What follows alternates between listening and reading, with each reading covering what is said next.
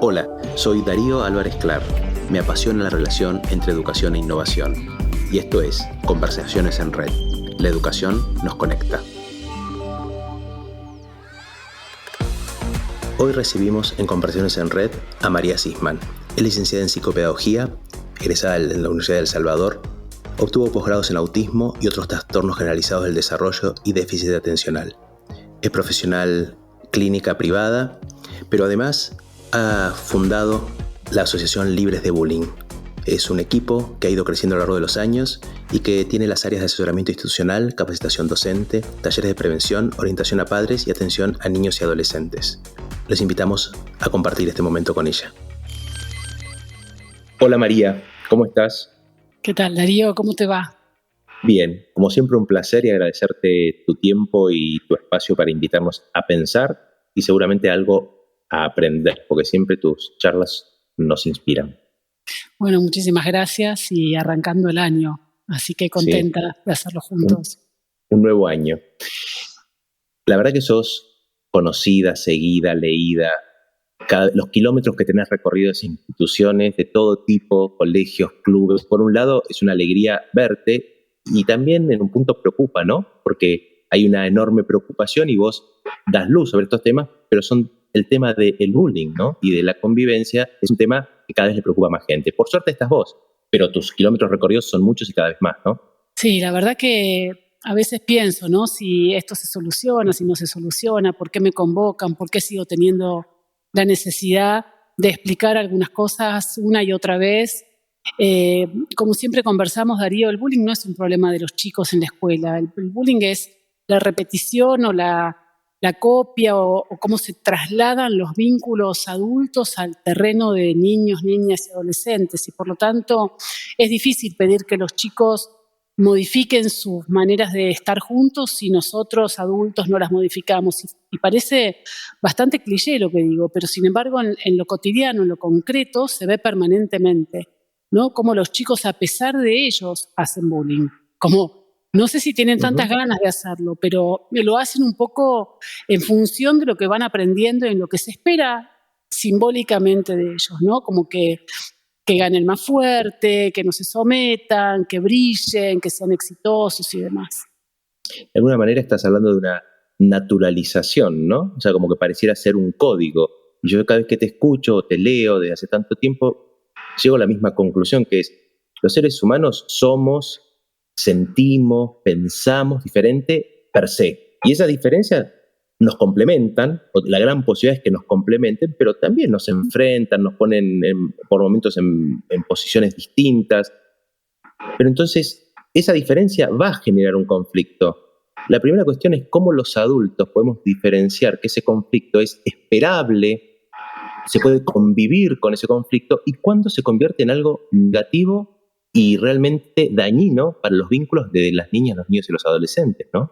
Una de las cuestiones yo creo que es cuando las diferencias se empiezan a jerarquizar, ¿no? A ver, diferencias, sí, obviamente todos somos diferentes, eso es fácil de decirlo, pero no debería hacerse una especie de jerarquía y de desequilibrio de poder fundado en esas diferencias. No es que uno por ser o estar o desear de una determinada manera tiene por qué caer en determinado escalón u otro escalón a nivel social grupal. Entonces, los conflictos, claro que son inherentes. ¿Cómo no va a haber conflictos? No siempre, ni siquiera podemos estar libres de conflictos con uno mismo, ¿no? Digamos, tenemos deseos contrapuestos con nosotros, a veces priorizamos algún aspecto, otras otro, entramos permanentemente en conflicto con las personas que más queremos.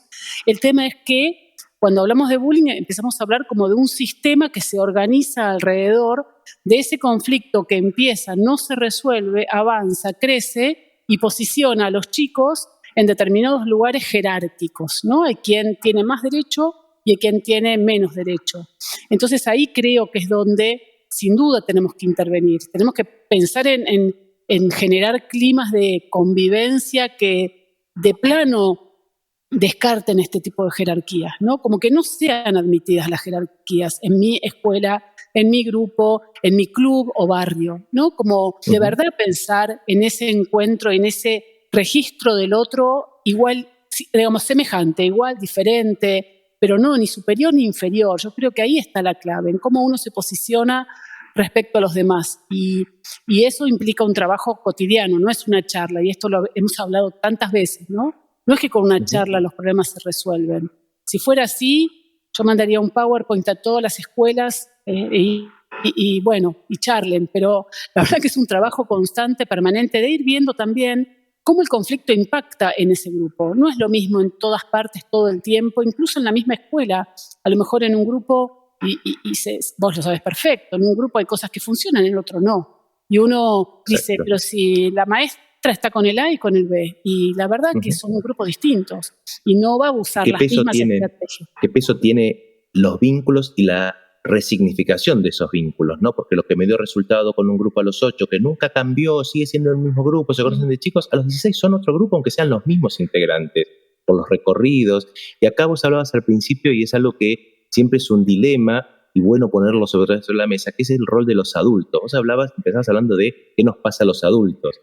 Y la pregunta corta es, ¿hacemos bullying? Y de alguna manera vos lo afirmás. Pero la otra pregunta es, ¿qué hacemos frente al bullying los adultos? Porque muchas veces está el enojo, muchas veces está la frustración, sin duda la angustia ya sea que mi hijo lo esté sufriendo o que mi hijo lo esté produciendo y no sé qué hacer con eso. Entonces, ¿cómo administrar esa angustia, ese desconcierto para convertirnos en actores positivos los adultos, que podamos ser también modelos para los chicos, ¿no? ¿Cómo generar experiencias de aprendizaje aún ante el conflicto, sabiendo que es irrenunciable y es firme el no al bullying, ¿no? Sí, lo que yo veo, y más el último año, el año pasado, aparece desde las familias la pregunta o el planteo de, a ver, yo hago de todo para que mi hijo no haga bullying, pero me encuentro en un mundo en donde todos lo hacen, entonces tampoco quiero que el mío sea el diferente y que por ser el que no participa después sea tomado como blanco de. En lugar de buscar a las otras familias y decir, la verdad que todas queremos lo mismo, a lo mejor. Seguramente la mayoría de las familias queremos que los chicos estén bien entre ellos, que se peleen, que se amiguen, pero que no se sometan ni sean sometidos. Lo que pasa es que todos creen que son los únicos, ¿no? Entonces, si yo soy la única y le enseño a mi hija y le enseño a mi hijo que se maneje, que se mueva con valores, ¿no? Esos valores que a veces se enuncian y yo a veces pregunto, ¿cuáles son los valores? ¿O qué se hace con los valores? ¿Cómo los bajamos a lo concreto? Si mi hijo va a la escuela y ve que a Darío María le está haciendo daño, yo le voy a decir que le vaya a decir a la maestra y denuncie y diga que María le hizo daño, o lo bajo a lo concreto de decir cómo podés pedir ayuda sin decir quién fue, ¿no? Porque, digamos, son estas sutilezas las que hay que trabajar, me parece, porque si no, nos quedamos en el enunciado del problema. Entonces todos los padres van a decir que no quieren que su hijo haga bullying, pero y si el otro lo molestó en sala de 4 y ahora está en 5º grado, no tiene por qué invitarlo al cumpleaños, porque yo me acuerdo, ¿no?, que hace 3 años, antes de la pandemia, una vez vino a casa, bueno, y se empiezan a armar escenas llenas de recuerdos y de etiquetas y de lugares que no se pueden modificar, ¿no? Entonces ahí la pregunta es si de verdad estamos comprometidos los adultos en hacer un cambio, o es más fácil seguir en automático y decir que el mío haga lo que hacen todos, yo hago lo mismo que hacen todas, si llego a decir algo distinto en el grupo me matan, ¿no? Entonces, ¿para qué? No tengo tanto tiempo. Bueno, me parece que lo urgente es establecer acuerdos entre las familias, ¿no? ¿Cómo queremos festejar los cumpleaños, por ejemplo? Es un gran síntoma ese, ¿no? Porque a veces por miedo, por comodidad o por presión social, no me quiero diferenciar de eso pensando en que hago un bien cuando hago un daño. Cuando en el cumpleaños yo invito a todos menos a 2, no puedo refugiarme como adulto diciendo es que él no los quiere invitar, porque yo tengo una autoridad para decir vienen todos y yo voy a estar para evitar que haya conflictos y acompañar esta situación, pero esta sensación de tiranía, ¿no? Porque esos también son, vos hablas muchas veces, los comienzos silenciosos en donde empieza a haber acciones de bullying avaladas por un adulto, pero que después nos sorprende porque estos chicos se llevan mal. Exacto, es que empieza así. Una vez un nene me dijo, no se meten en la escuela del bullying como si fuera un tornado, sin que haya ningún tipo de indicio. Y los indicios muchas veces están generados por nosotros. Es más fácil decir, no la invité porque mi hijo o mi hija me dijo que no la quería invitar, que tomar el compromiso de decir, mira, aunque vos sientas eso, yo te voy a enseñar cómo algunas cosas se tienen que resolver, no invitarlo uno a uno a ese chico o esa chica, pero vení, invitarlo a tu cumpleaños que yo te voy a ayudar. O el famoso, no voy al cumpleaños de fulano porque no va nadie, ¿no? El no va nadie está armado, y el no va nadie empieza por no ir cada uno, ¿no? Porque si no, ¿cómo es que no va nadie? Y si me dicen al no va nadie, digo, bueno, yo te acompaño y vamos a llevarle, no sé, un dibujito, vamos a saludarlo, pero si no va nadie, con más razón quiero ir, ¿no? Entonces, empezar a hacer ese tipo de intervenciones no es cómodo, genera molestia. Y me parece que esa molestia es la que tenemos que trabajar, ¿no? Porque si no, en el estado de comodidad, digamos, caen todos, puede caer el nuestro. Para ningún chico es muy cómodo ser testigo de situaciones así. No la pasan bien en la escuela cuando ven que el aire se corta con un hacha y que hay alguien que la pasa mal y que él podría hacer cosas y no las hace. Entonces ahí es donde, bueno, si lo dejamos en automático, en algún momento de esa bomba nos explota en la cara. Como en tantos otros hechos y modos de vincularse violentamente, el silencio cómplice o el a mí no me pasa pareciera como tantas otras situaciones violentas donde quisiera que se lo merece, como a mí no me afecta, lo miro de afuera. Y eso es una gran caldera. Vos, que nos ha pasado en la red con tus charlas, hay que por ahí, a vos que tomás el tema, además de ser una especialista, una psicopedagoga, que se acercan a contarte cuestiones que por ahí no tuvieron el espacio para contarlo en su casa o en el propio colegio. Entonces, ¿cómo también los adultos generamos espacios de prácticas dialógicas que puedan sostener y decir, habilitar la palabra para que esto suceda?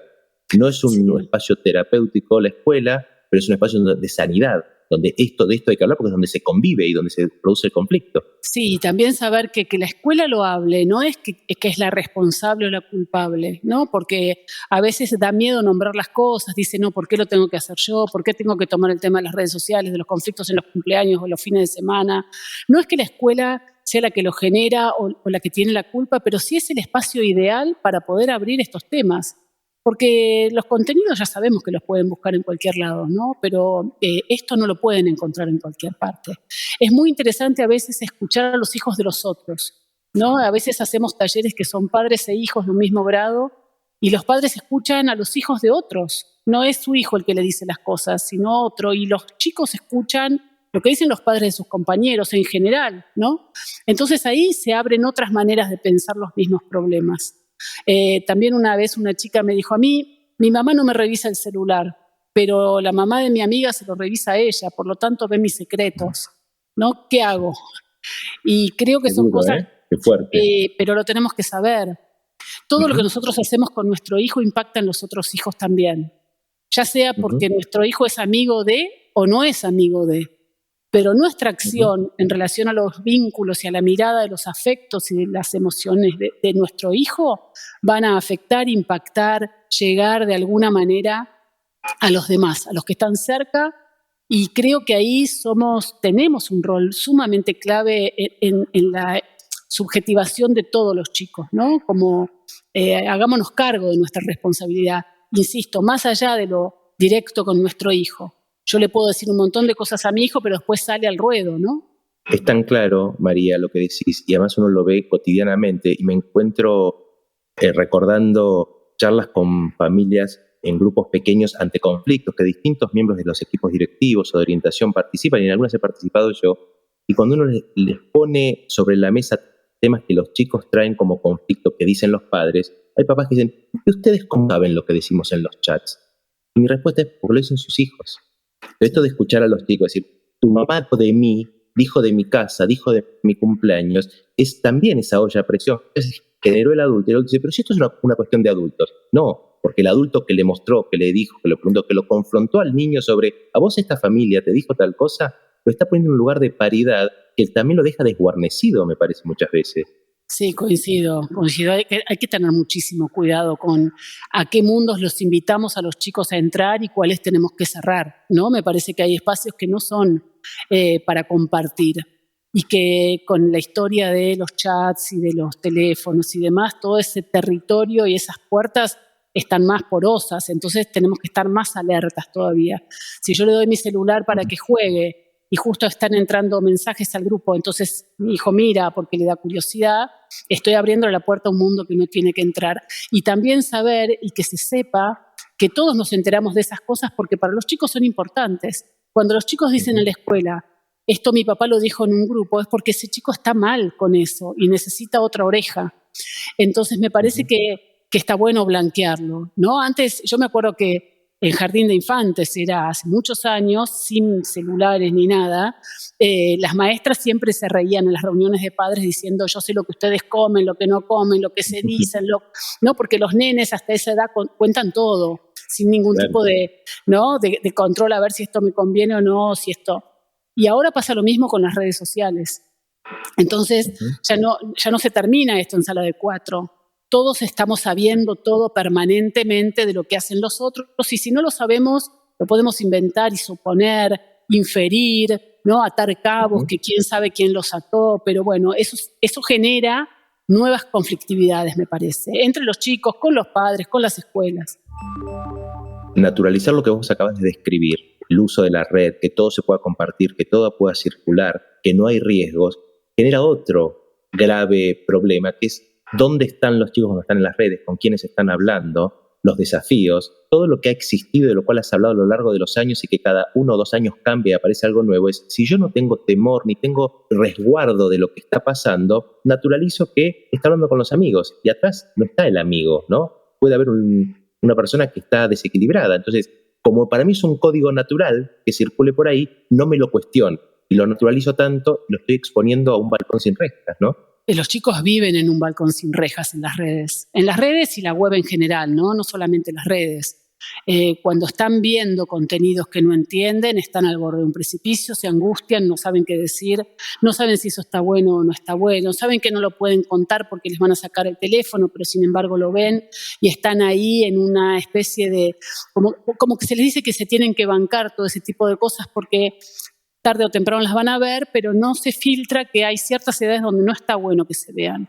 Y aparecen desafíos como aparecen también propuestas de ingreso a ciertos lugares, porque si ingresan a ciertos lugares van a ser validados por sus pares, ¿no? Entonces ahí se empieza a generar una distancia, creo yo, entre lo que de verdad hacen los chicos y lo que creemos que hacen los chicos, ¿no? Uno puede decir que cree que su hijo está haciendo videos de TikTok de bailes, un riesgo en sí mismo, ¿no? Lo que tiene riesgo es que ese video de TikTok lo tome otra persona y con eso lucre o la invite o le diga que como baila bien la puede invitar a ser modelo en tal lugar. Entonces para eso es una puerta de ingreso que obvio no creo que se pueda dejar de utilizar.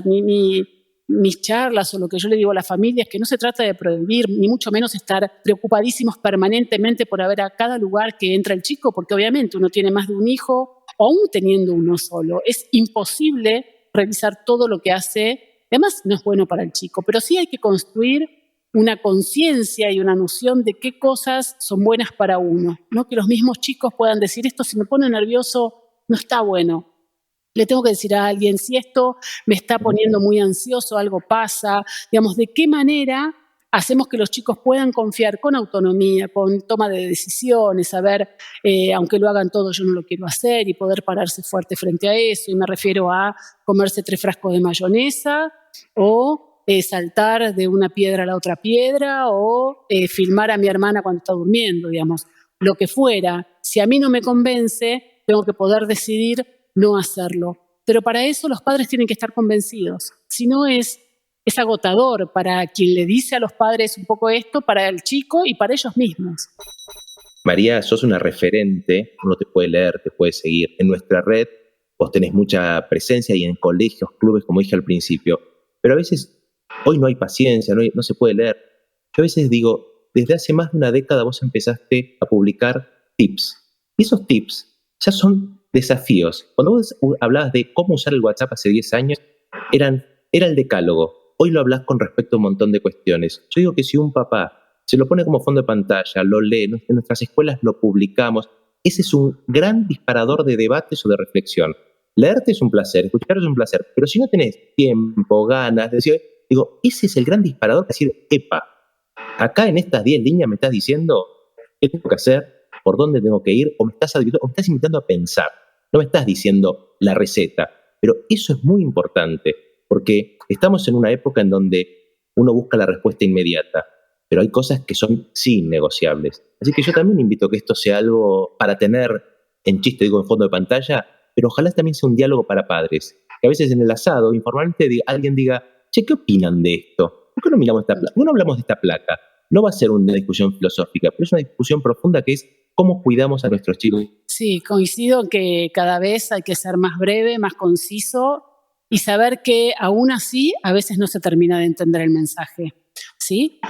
Si bien hay tips y los van a encontrar y hay placas y hay flyers que son para eso, para que las familias puedan pensar, las escuelas puedan discutir, puedan no estar de acuerdo y argumentar. Yo creo que hay veces que en esta época hace falta ordenar un poco el debate también, ¿no? Y decir, bueno, la idea es el cuidado, la idea es la ternura, la idea es que nadie merece ser maltratado y la idea también es que cada uno de nosotros podemos hacer cosas para que los chicos la pasen mejor y se vinculen mejor, aún con los sufrimientos que en la vida existen. Las cosas que permanentemente insisto es, todos vamos a sufrir, nuestros hijos sufren y van a seguir sufriendo, pero hay sufrimientos que se pueden evitar, que son los que se hacen a propósito, ¿no?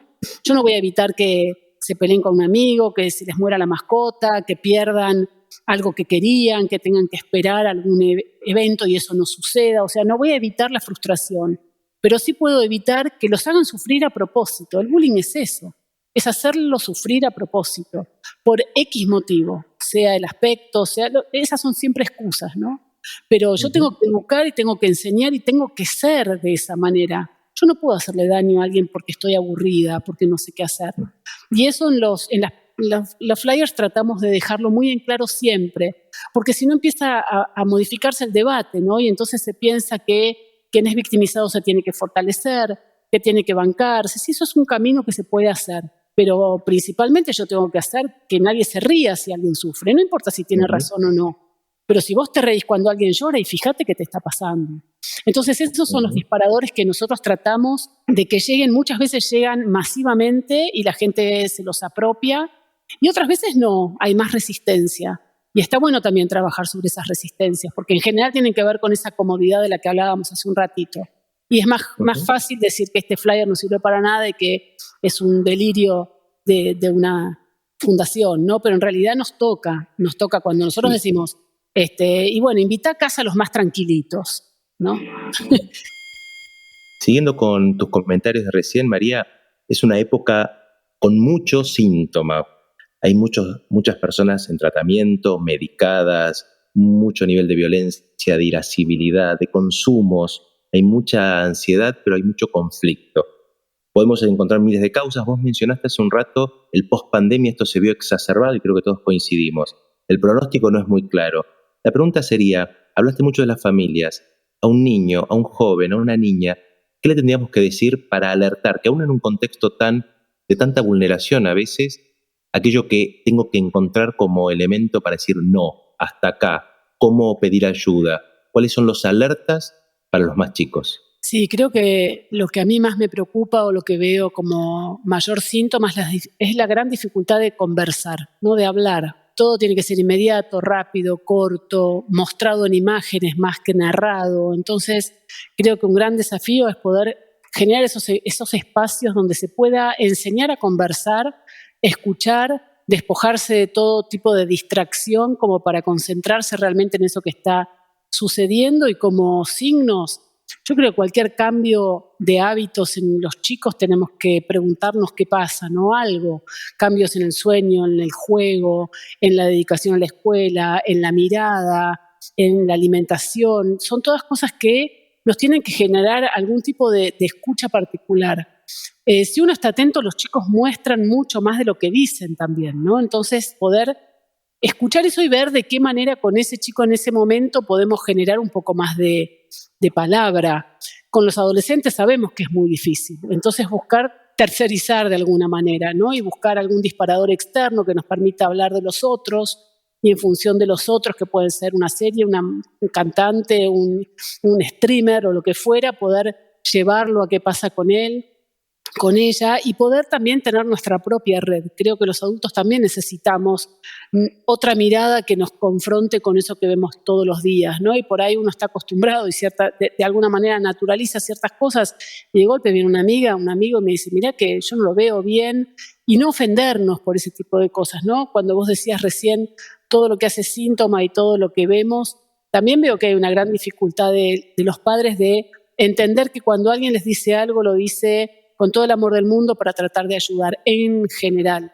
¿no? Siempre saltamos como a la defensiva, como para decir esto no está pasando, en lugar de escuchar esa mirada que puede tener otro de lo que yo no estoy viendo.